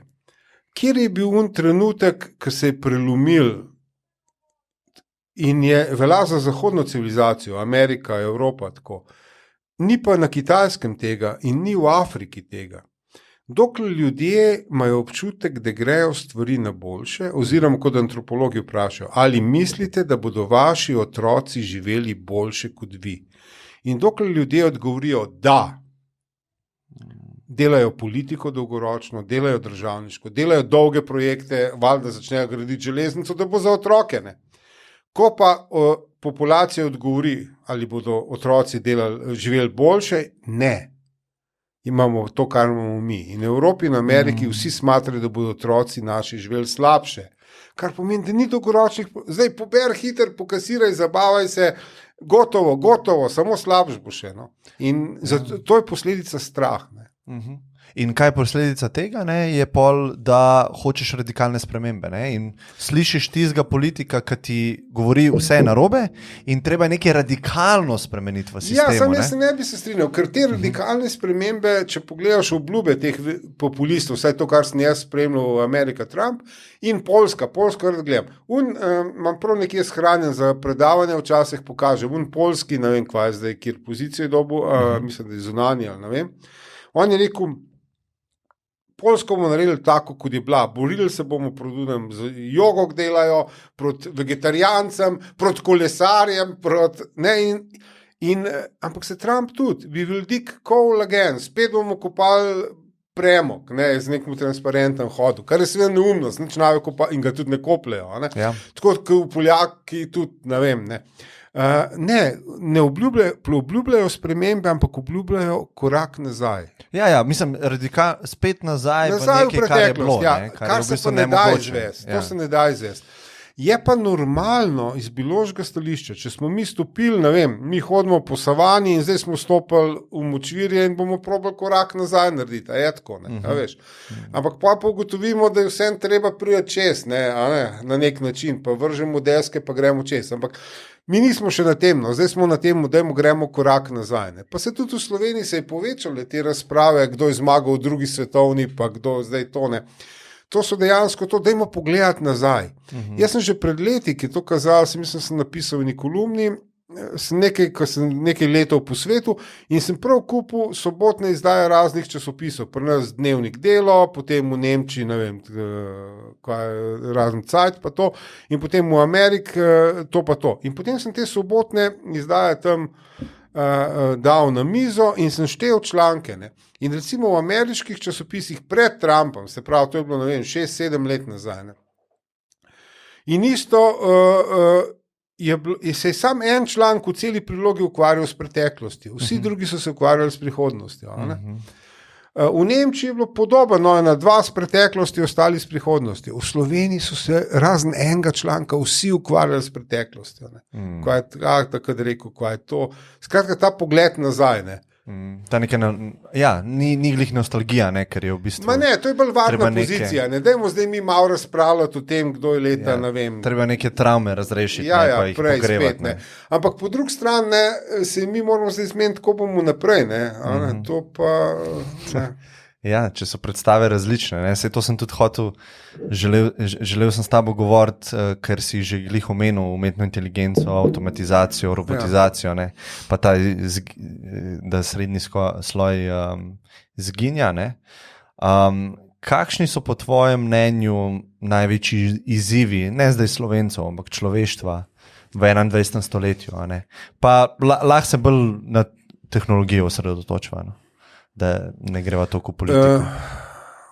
To mogoče ni odgovor, upam, da ni odgovor, ga pričakujem. Ampak, veš, prej sem skozi omenil te družbe omejenih resursov. Veš, revna Slovenija 19. stoletja, revna Kitajska 19. stoletja. Amerika, ki je potoval prek Amerike, nekje zapiše, 3 dni nismo videli sonca, mrak je nad nami, ker jata ptic leti na jug. 3 dni niso videli sonca, ne bo bilo črno 3 dni, jata ptic je letela čez njih, 3 dni. In potem vidijo bizone in jih je na 100,000, nepregledno. In potem so biti vse postrelili, streljali so ptiče s šibrokam, streljali so bizone, izumali so mitraljez, da je streljal bizone, samo zato, da so jih postrelili. Ampak kaj to pomeni? To pomeni, da imamo mi mentaliteto obilja. Tam je milijon ptičev, pobimo jih nov milijon prihaja. Milijon bizonov, pobimo jih, nov milijon prihaja. In Američani so svojo mentaliteto obilja, da so resursi neskončni, razširili po celem svetu. In to je največji problem sveta zdaj. Ker zemlja pa ni neskončna, mislim, ni. Zanj se pravi, ameriški senator tam, pa kvače moj avto, 50 litrov na 100 kilometrov, vse lahko plačam, Vse res, da lahko plačam, ampak v drugi strani, zakaj bi pa en avto kuril, 50 litrov, vse lahko hudiča se voziš v nečem, kar kur predvsej manj. No in ta mentaliteta obilja se je seveda prek medijev razširila po celem svetu. In zdaj ni kotička na svetu, da ne bi en gledal teh ameriških filmov in bi on tudi, svoj helikopter, svojo vilo pa svoje. In je ratala neka taka kultura totalne zavisti in frustracije v principu. Zdaj, druge po svetu še mislijo, da bodo to kdaj dosegali, medtem ko je v Evropi pa pač v Ameriki že jasno, da ne bodo. In druga je, veš, ta velika laž, everybody can be president, so Američani skozi govorili. Zdaj, Trump je to skoraj dokazal, če odštejemo, da se je rodil bogat in da je tudi bil skozi bogat. In drugi velik problem je, družba lahko prenese mnogo stvari, če je prepustna. Kar pomeni, da nekdo z delom ali s talentom ali z obojim lahko napreduje skozi kakšen... Ginijev koeficient je to, ja. Ja, da gre gor, da gre gor, Amerika je ratala ena najbolj neprepustnih držav na svetu. Če ste bogati in boste ostali bogati. In je to čista in tretji velik problem je, da je kapitalizem ni več ekonomski sistem, ampak religija, ideološki sistem. V smislu, da po raziskavah 60%, ali kako zdaj govorim, mogoče sem 55%, mlajših od 30 let smatra, da bodo obogateli, do 30 leta bodo obogateli, nekako. Na vprašanje, kako ne vejo odgovora, ampak nekaj bo Instagram, YouTube, podcast, nekaj bo in zdaj bo bogatstvo vdalo. Startupi, ja, nekaj bo. In potem prej ali slej bodo ugotovili, glede sploh, če je družba izjemno nepropustna, se nam nič to zgodilo. Ja, pa vsi ne bojo mogli, se to je čisto statistika. In pa je ta naš narcisizem, ki ga imamo in zdrav smatra, se mene se to natiče, jaz bom zihar. Pa se tukaj je tudi v vzgoja problem, ker se je tudi spremenila, da je vsak special, Vsak otrok je... Ja, permisivna vzgoja je pač je poseben vse. Ja, vsak je genij, se vem, ja. Pa značke za 16. mesto, Ja, vem, se vem, Ne se tle smešno, te pa recimo ta Slovenci smo tle, ki smo pa zelo egalitarni, In je tle bilo to zanimivo opazovati, ker malo sem za eno kolumno pred par leti, pa 2 leti po moje, sem malo klicaril po šolah tle okoli Ljubljane in povprečna ocena v osnovni šoli je 4,8, 4,7, kar mi so vsi odlični. In smešno je tudi, zdaj govorim na pamet, ampak okay, ve se, da je v populaciji približno 2% izjemno nadarjenih ali nekako tako. In potem, ko so v Sloveniji smo uvedli ta status izjemno nadarjenega, kako se to imenuje. In je tako izraslo, da imajo že 30% otrok, ali koliko, na pamet govorim. Zdaj pa, se pravi, izjemno nadarjeni, zmeraj več jih je, na drugi strani pa status otroka s posebnimi potrebami jih ima pa tudi že ne vem koliko procentov. Ne. Na koncu bo ta samo 2 stanji v šoli, amben nav več običajen otrok, ali bo genij, ali pa bojo posebne potrebe in čao. Tako da, to je malo bizarno, ampak ja ne. Kako pa gledaš na to tehnologijo, kako bi rekel, sploh tej tehnologiji potrošniško, recimo smartfoni, pa glede na to, da se ukvarjaš z uporabniško izkušnjo, kako gledaš na družbena omrežja, pa njihov vpliv v zadnjih 10 letih, pa vpliv naprej, ne? Se pravi, predvsem mislim glede biznis modela njihovega, ne? Ja. Teh aplikacij in teh podjetij iz Silicijeve doline, glede ekstrahiranja te pozornosti, da se vrti ta oglaševalski stroj. Ne? V bistvu mi smo produkt, pozornost dajemo njim, oni našo pozornost prodajajo naprej, ne? In vse algoritme naštimajo na način, da se maksimizira to, da sem jaz čim več na tem devajsu. V bistvu, da sem zasvojen. Ne, ja, vse to je narejeno. To je biznis model. Ja, pa tudi narejen na principu zasvojenosti. Ja. Zato te ali Zuckerbergi pa te svojim otrokom nič ne dovolijo, da bi se prišli kaj bližji njihovim lastnim izdelkom. Ja, to je absolutno zasvojenost, ki imamo danes po moje večina ljudi. No? Mislim, mislim, zdaj tako, ne. Jaz sem že toliko star, da se spomnim, tam v 70-ih smo skozi gledali znanstveno-fantastične filme, ne, kjer ti država da prišravom v neko napravo na roko ali pa na nogo, ki oddaja tvojo lokacijo in snema tvoje pogovore in zdaj vsi se blazno borijo, ne, in pojo osvobodijo in podrejo to državo. Ne. Nekaj, kar se nisem mogel misliti, pa me je totalno presenetilo, se je zgodilo s temi smartfoni. Ljudje so kupili smo to, ne da nas je kdo silil, da nosimo napravo, ki vse snema, pa belež, pa vse lokacije in pogovore in ne vem kaj, ampak mi smo to kupili. In ljudje, če se spomnim, so svoje ledvice dali za iPhone. Veš, zato napravo totalne kontrole. In tudi moram reči, neka firma je lani ali predlani glede teh čipov lokacijskih in vseh not, ki je ponudila svojim zaposlenim, ni bilo odpora, ampak navdušenje. Ne. Ljudje so hoteli čip imeti pod kožo, ker je easy, ker ne rabiš več kartice iskati in prideš v službo, sam roko prisloniš in vse je easy. Ne. In zdaj s to, z lahkoto uporabe, je pa tle pride do naslednjega paradoksa. Ne. Starši zdaj otrokom skozi govorijo, da so nekaj totalno posebenega. Kaj tazga, unikatnega še ni bilo. Snežinka, ja. Ja, okay. Ampak, ko pa pride do tega, točno do smartfonov in do teh čipov, pa ben nima problema dati svojo zasebnost, ker na dno duše ve, da nič ni posebenega. Je paradoksalno, priznajmo. Vse nič kva povejo, nič posebenega nisem. Se nimam le za skrivati. Ja, rečejo, kar povem, nič posebenega nisem. Ja, res je, ja. Ker, če zamislimo si neko stanje zavesti, ki je nedvomno bilo v prazgodovini, tam imaš neke praljudi in kako je nastala zavest v resnici? Mislim, občutek sebe. Nekdo je mogel nekaj drugač misliti od drugega, a je tako? Aha, se pravi, jaz sem mogel se vločiti po nečem. Aha, sebe od sveta, ja. Ne? Ego, kar pomeni, da sem mogel imeti skrivnost, se ni drugega. Zdaj jaz ne vem, tle so v bistvu dve veliki tekmovanji. Ena je to Kitajsko, kjer država dela ta socialni točkovanje, kjer določa vse. Druga je pa ta, kjer Apple, Google, Facebook dejansko imajo vse možne podatke. Tako da to je čista neumnost, ker zdaj folk nori me bodo čipirali, da bodo zvedeli podatke. Ker se še vse vejo hudiča. Ja. Se ne vem, kaj bi čip sploh, mogoče bi lahko tukaj bila kakšna biotehnologija, pa se ljudje to bojijo. Ja. Ker nekaj pa dam v telo, pa ne a veš, to lahko vsem zabrišem, mobitel lahko zabrišem čez okno. Razumem, ampak kaj še čip bi lahko javilo še stanje krvi, ne vem, pa spojedel sladko ali niso, ne vem. Ne.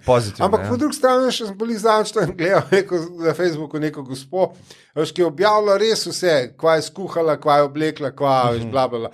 Na koncu dneva pa še en pamflet, ne, Bill Gates, ne boš me čipiral. Ampak si je objavila, kva je jedla, se pravi, še krvi ni treba analizirati. Tako da načeloma stvari grejo v to smer, da bodo nastale samo dve kaste.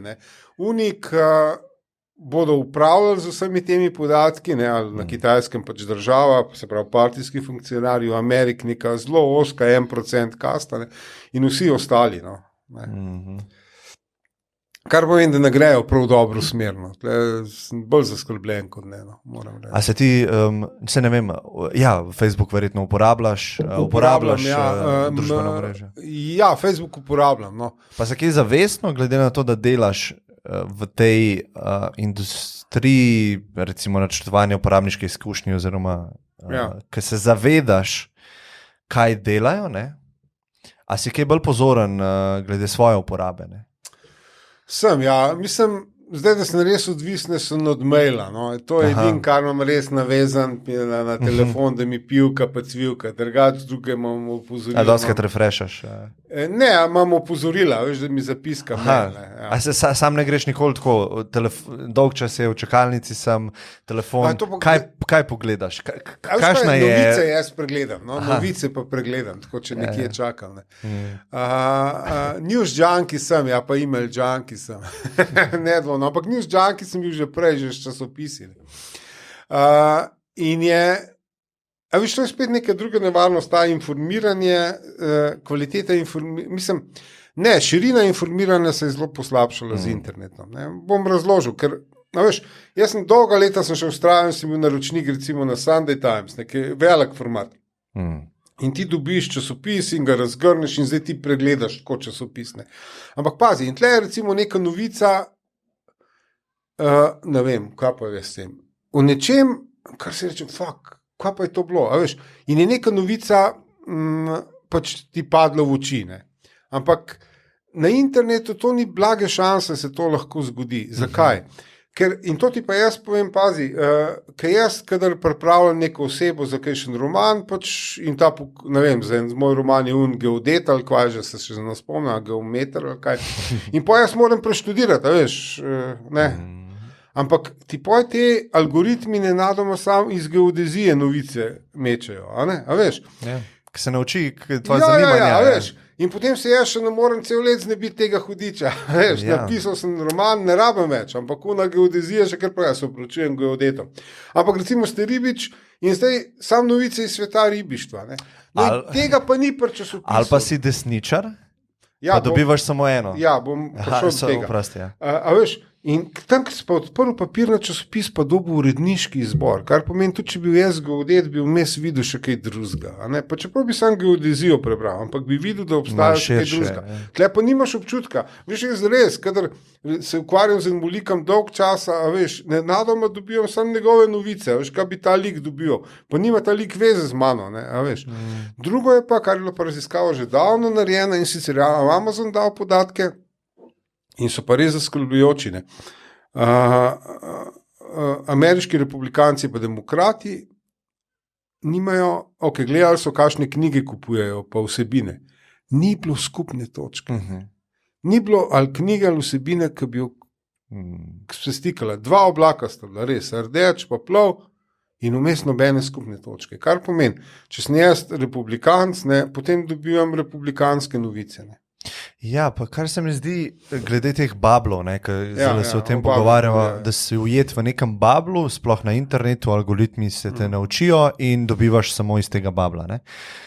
Zelo se mi zdi dokaz za to, da si lahko, mogoče lahko rečeva ovca, je, da če jaz vem, kaj si ti misliš, Američan, kaj si ti misliš o orožju, in če vem to, da si ti za orožje, lahko je zelo veliko verjetnostjo nepovezane stvari o tebi vem. Se pravi, in to je ful zaskrbljujoče, ker imaš v bistvu, nimaš svojega mnenja, ti si v bistvu samo v nekem bablu in prevzemaš vse iz tega babla. Ne? Kaj ima veze podnebne spremembe, ali tvoje mnenje glede tega, pa pištolami? Ampak lahko pa zelo zanesljivo lahko poveš mnenje nekoga, če veš eno. Ta tehnologija poznaš Nudge, Nobelovo nagrado je dobil. Veš, ti s temi malimi ti človeka usmerjaš. Veš, kako je recimo, jaz sem bil absolutno fasciniran, kako je v Tokiu z usability, mislim, z uporabniškega stališča rešene te železniške postaje. Veš, kaj tam je milijon ljudi. In je briljantno, veš, najprej že to, ti kupaš, ne vem, karto, in tam vlak številka 8, in zdaj tam barva 8, in potem že dolg pred železniško postajo zagledaš na tleh stezo, 8 modra, in sam hodiš gor in vodite, evo te na vlaku, to je edini način, da v milijoni pridejo kamorkoli. Potem je bilo meni fascinantno, to sem tudi jaz pomislil, ampak pa jaz hodim, veš, zmeram bližje hodim in zmeram bližje sem bil tirom, vlaku luči postajajo zmeram bolj modrikaste, veš. In si jaz rečem, fucking shit, to so naredili, sem bil prav impresioniran, ker najmanj samomorov je pri modri luči, veš. In oni imajo en samomor dnevno, kar pomeni, da je to ostalo za 2 ure, razumeš, preden spucajo. In zato modre luči, veš, to je ta nač, veš, takrat se veš, vsem, pa če je en samomor manj, to pomeni 2 ure več, da vlaki laufajo, sorry.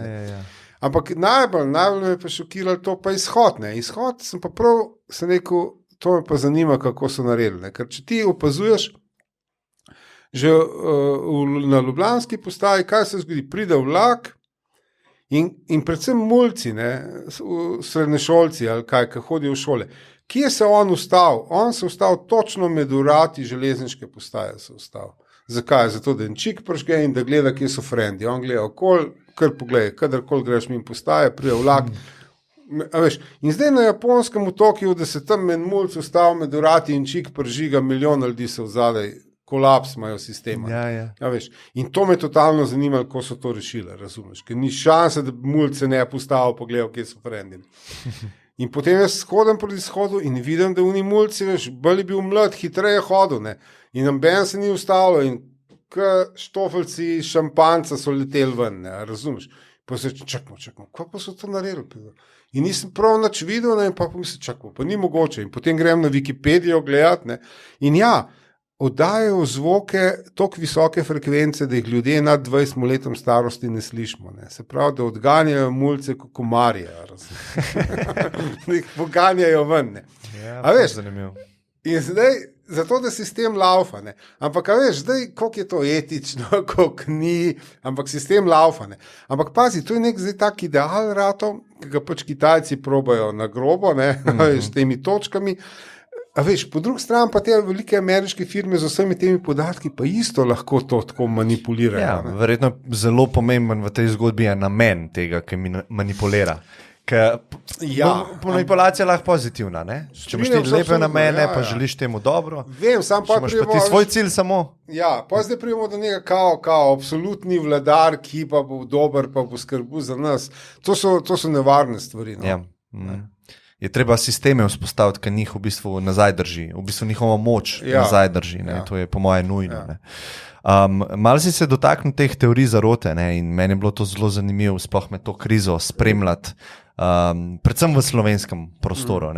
Jaz moram reči, da preden sem začel ta podcast delati, sem jaz na Facebooku sprejemil samo prijatelje. Se pravi, mogel sem poznati.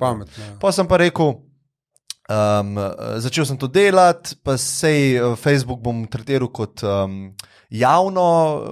javni medij za sebe in sem začel vse sprejemati. In kar naenkrat se mi je odprl izven babla svojega. Isto meni, In to mi je bilo zelo fascinantno spremljati te teorije zarote, pa v bistvu kaj vse lahko človeški skreira, kakšne zgodbe, In malo me zanima iz tvojega vidika, kako to tudi antropološko pri sebi gledaš, sigurno si razmišljal že doskrat o tem, pa kakšno je tvoje mnenje glede tega, ker mislim, da gremo vedno bolj v ekstrem tega trenda, da ljudje verjamejo, da bo to množično, ne bo več nek fringe ljudi, nek mali procent ljudi, ki verjamejo take ekstremne, ki bi imeli ekstremne poglede, ne? Ampak bo kar mainstream ratal, ne? In je to zelo zanimivo. Veš kako, ja, tle pa dejansko jaz sem to prvič zares opazil, veš, takrat pred leti, ki je bil ta žled, ne. In je bila v Sloveniji nenadoma je padlo ven, da je to chemtrailsi so povzročili in smo Slovenci tam v Google Trends postali v svetovnem merilu smo največ iskali chemtrails, razumeš, da tako majhna država rata top na listi, da išče chemtrails, je čist čuden. In od takrat naprej se to sam širi, no. Teorije zarote se sam širi in rato je močnejše. Jaz se bi zdaj tle vsem vrnil, ima transpon se zdaj priimka, veš, jaz, kadar pišem, jaz to vse preverim na internetu, zdaj sem offline. Vse v redu, lahko se odpol popravim. A je bil Cvič ali kdo, mislim, da je bil Cvič, en velik srbski antropolog je prepetoval cel Balkan, 19. 20. stoletje, začetek 20. stoletja. In na stara leta so ga vprašali, a pa imajo ti narodi kaj skupenega, ne? In on je rekel, eno lastnost pa imajo, strahotno praznoverje, je on to imenoval. Bom pojasnil, ne, a veš, in zdaj je tako, ne,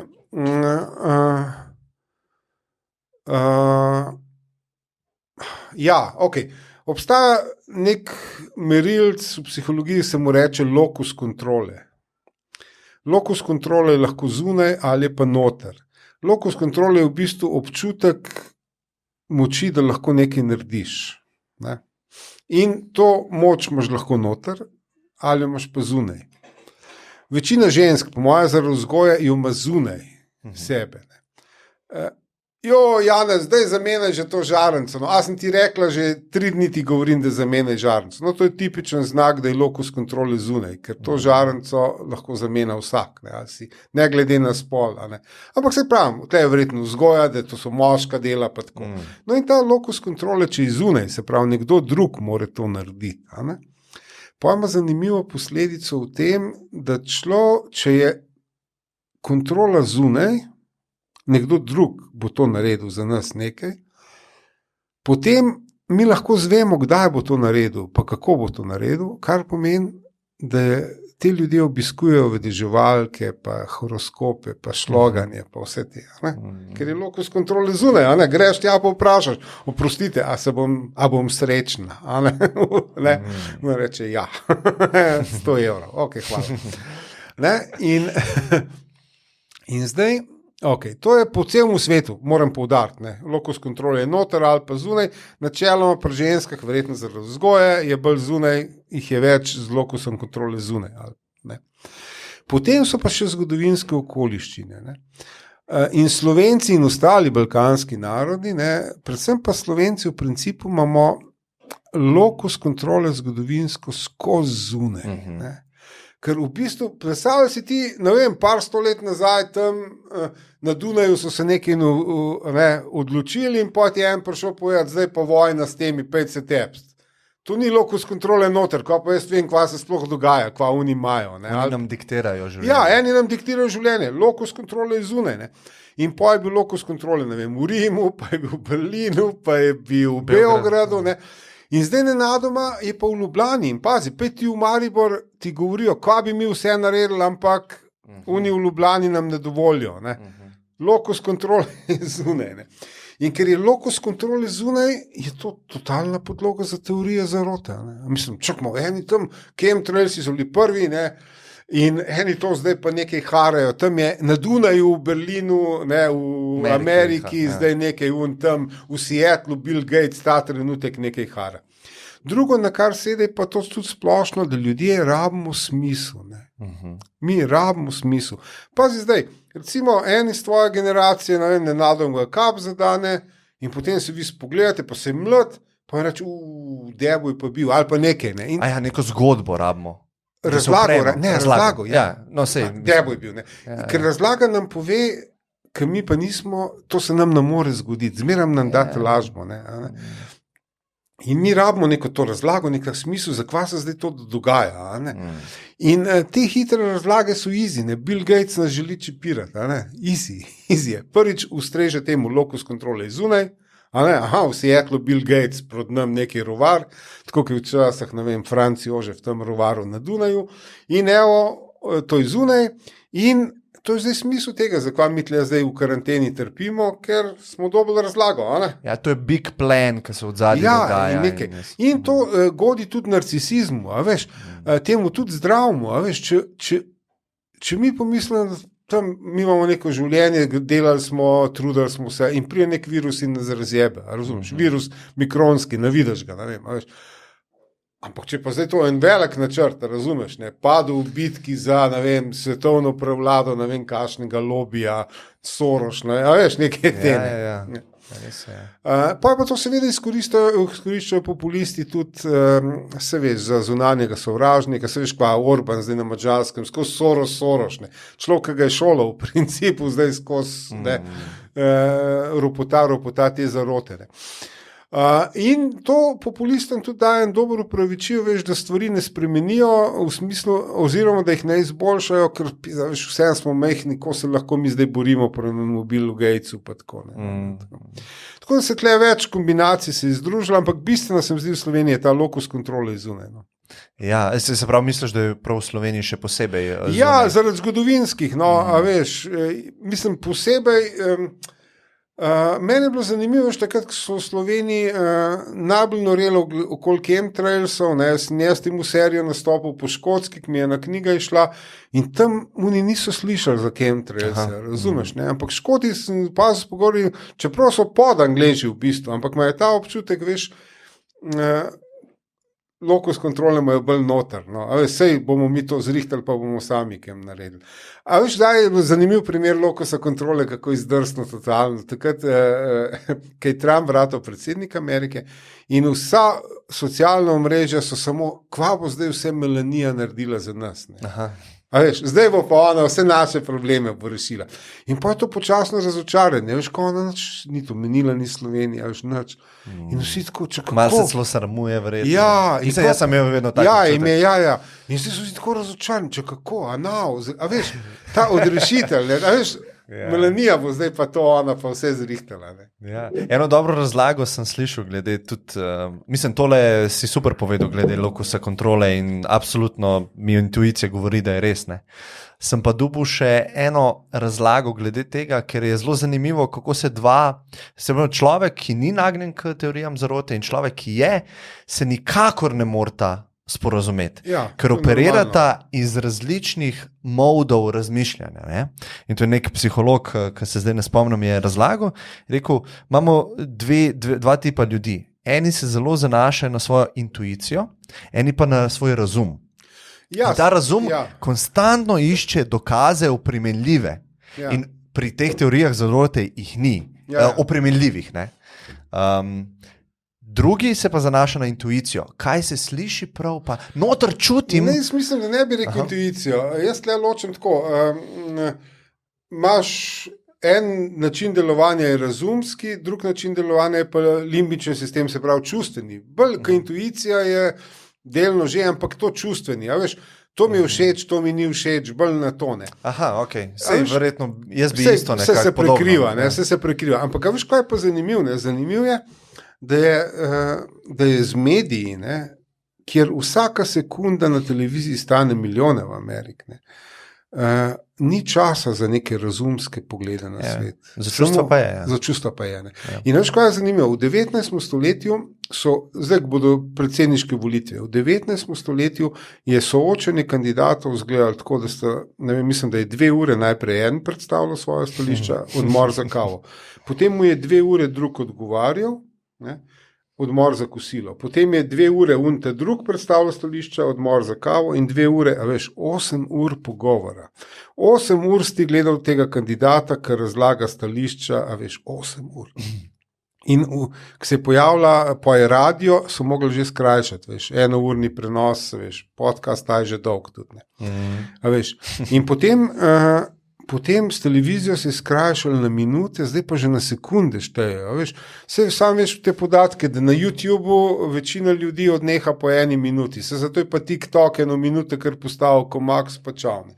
In zdaj nenadoma, tudi če bi državniki v smislu dolgoročnih planerjev nimajo šanse. Veš, kaj boste naredili z državo, 1 minuto imate časa, povejte nam zdaj vse.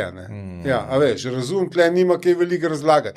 Lahko pa greš tebi... Ne moreš iti v globino problematike našega sveta. Lahko greš pa čustveno. Prognal bom imigrante, premog bomo kopali, pa jogo telovat bo bičan.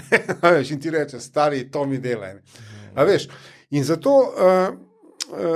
zato smo mi v tem čustvenem modu, in ker smo v čustvenem modu, je to spet vse kratkoročno.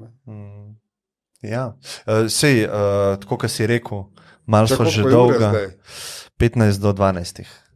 Malo so že dolga. Ja, jaz se ti upravičujem, nisem prej, ampak mi je bilo super. Zadnje vprašanje, recimo, če greva nazaj na pisanje, pa ustvarjalnost, kakšen nasvet daš enemu mlademu, ambicioznemu študentu, recimo, ki ga zanima pisanje, glede na to, da se ne da od tega živeti, si rekel v Sloveniji. Ja, biti se ne da. Zdaj je tako, zdaj vidim te točke, če smo pri študentih, jih dosti takoj začne kar v angleščini pisati. Okay. Zdaj sam na svet glede pisanja je pa, da je treba kaj napisati. In ja, kar ni tako smešno. Jaz moram reči, da pridejo ljudje, ki imajo briljantne ideje, briljantne. In s parimi tudi, ko smo razdelali to idejo na teh delavnicah raznih, za scenarij recimo celočer, zdaj pa pol leta adijo, napiš pa prid nazaj. In on čakamo, kako, pol leta bom vsak dan se usedel za par ur. In ni mogo. Ker najbolj grozni je, kakor jaz namaram besede pridnost, je ideja razdeljena, je pa treba se vsak dan usesti in prav pridno napisati vse skupaj. Ali pa kondicija. Ja, to je ta zid z leder, kakor pravijo Nemci. Moraš imeti to kondicijo. In zdaj je, kar se spet sliši neverjetno za začetnika, boljšo kondicijo za sedenje imaš, če veliko športaš. Ne, resno. Ker če pa sam skozi sediš cele dneve, se pa čiz razpadeš. Res ne moreš biti fokusiran. Če so Grki res, zdrav duh v zdravem telesu, ima, da narediš svoj šport in potem se lahko usedeš in 2 ure ali pa 3 pišeš, kar je optimalno na dan. In na svet je v principu to, čim prej naj proba, da vidi, ali to za njega je ali ni. Se pravi, obe dve te dela procesa, ki jih jaz ločujem. Prvo ta ustvarjanje, da v glavi skreira zgodbo, kar je užitek, meni tudi, štekam. Ampak potem še ta ink, ki je pa treba sedeti za scenarij pol leta, za roman cel let, vsak dan, 3 ure, klinc na koledar, da jim piši. Za kratko zgodbo, to je enemu tednu, če imaš prakso, še 14 dni. Skratka, v biti verjetno je bolj, da proba s kratko zgodbo, pa da vidi v 14 dnevih, ali se bo vsak dan usedel, ali se na usedel, pa malo to delo pa popravilo. Ampak vse pa narediti, mislim, ni druge. Zdaj, mogoče 2 pripombe. Prva je, da par unih ljudi, ki so imeli briljantne ideje in niso imeli zid z ledra, da bi dolgo s tem sedeli. In sem jaz kar rekel, kaj pa če bi šli v reklamne agencije, mogoče. Ne, resno. In enih parih je šlo in so zelo uspešni. Ja, ali pa nekaj, ker tam je pa projekt krajši v principu. Ideja, razdelamo, predstavimo. Fiks, ja, in čao, hitro smo, ni en let sam sabo sedeti vsak večer. Ne, resno. In da vidno, in naj vid, mislim, naj proba naj vidne. No, super, hvala ti še enkrat, ki si vzel čas. Jaz upam, da boš ta nasvet glede, oziroma to mnenje glede upokojitve se držal, da boš še ustvaril še naprej. Super te je brati. Hvala ti. Hvala vam vsem. Hvala tebi, pa hvala poslušalcem seveda. Hvala.